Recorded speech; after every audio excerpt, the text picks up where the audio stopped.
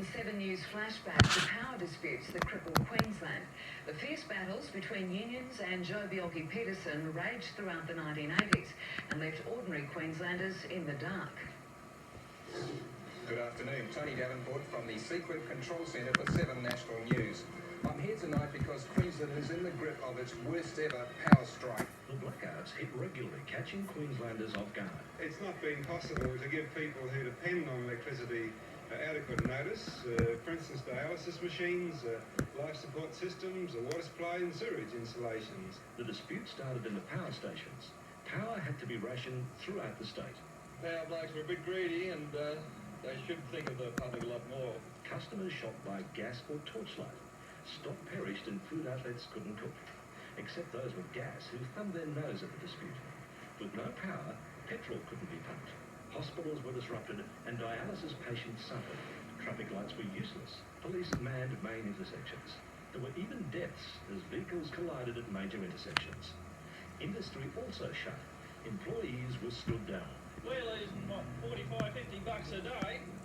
Yeah, that's part of, like, that's a week's rent anyway, isn't it? Everybody stood down and we're losing money, heaps. In homes, residents resorted to candles. There were house fires as they were knocked over. And when the power was switched back on, power surges destroyed more homes. Where's it going to end? 30 minutes of that. You tell me, where is it going to end? Between 1981 and 1985, the dispute escalated with more power unions joining the battle. From coal handlers to the Seacrep linesmen, Queenslanders grew weary of industrial action. Power strikes, rail strikes, milk strikes, so they went on strike. Thousands of ordinary citizens marched in Brisbane, clashing with union supporters. Only one union official braved the crowd. Rail boss Peter Dickey. He was booed off stage. What started as an argument over pay, contract labour and conditions ended in an ugly war between unions and Sir Joe over the right to strike.